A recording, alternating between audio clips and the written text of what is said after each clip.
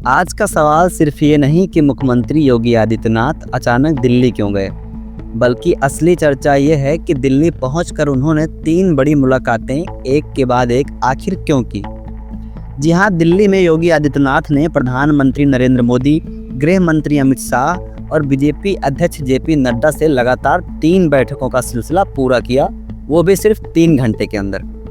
हर मुलाकात का अपना महत्व था, लेकिन असली हलचल यूपी में है, क्योंकि इन मीटिंग्स ने प्रदेश में सियासी गलियारों को गर्म कर दिया है। अब जरा इस मीटिंग श्रृंखला को ध्यान से समझिए। योगी आदित्यनाथ सबसे पहले प्रधानमंत्री नरेंद्र मोदी से मिलते हैं। हाथ में बुके होता है, एक फाइल भी होती है। औपचारिकताओं के बीच पीएम को जेवर एयरपोर्ट के उद्घाटन का न्योता भी दिया जाता है। कहा जा रहा है कि अक्टूबर में पीएम इसका उद्घाटन करेंगे।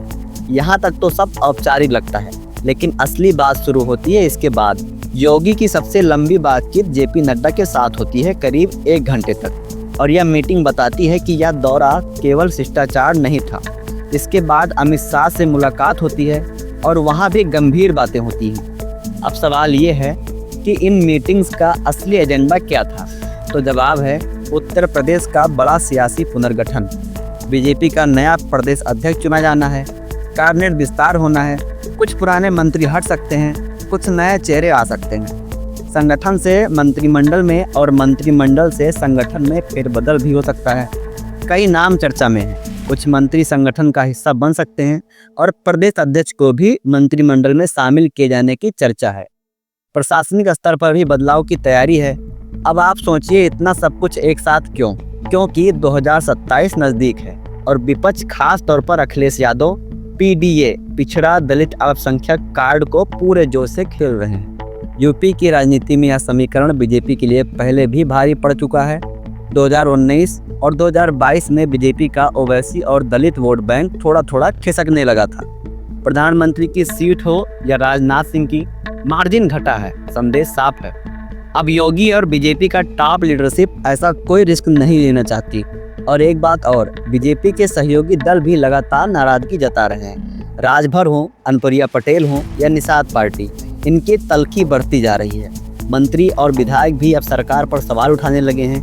कैबिनेट मंत्री नंदगोपाल नंदी से लेकर विधायक प्रकाश द्विवेदी और नंद किशोर गुर्जर तक सभी अफसरशाही को लेकर खुलकर बोल रहे हैं। यानी बीजेपी के भीतर और बाहर दोनों तरफ गर्मी है। तो अब रणनीति यह बन रही है कि कैसे सहयोगियों को साथ रखा जाए, कैसे मंत्रियों की नाराजगी दूर हो और कैसे प्रशासन को ऐसा संवारा जाए कि जमीन पर असर साफ दिखे। जेपी नड्डा और योगी के बीच जो लंबी बैठक हुई, वहीं पर प्रदेश अध्यक्ष के नाम पर चर्चा हुई, मंत्रिमंडल विस्तार पर बात हुई, किसे कौन सा विभाग मिलेगा, कब विस्तार होगा, ये सब मुद्दे एजेंडे पर थे।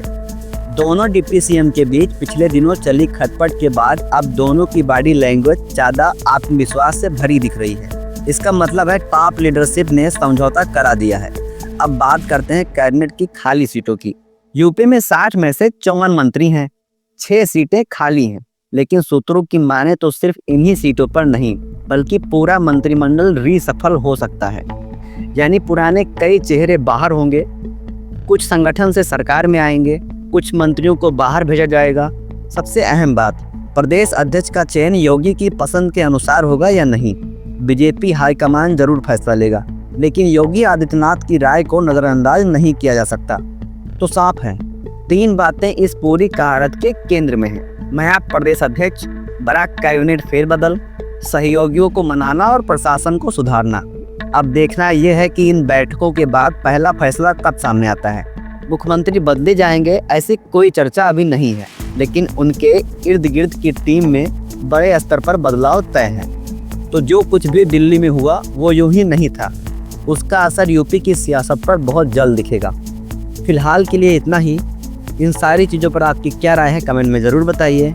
और खबरों की असली मायनों तक पहुंचने के लिए जुड़े रहिए यूपी आज तक से। नमस्कार।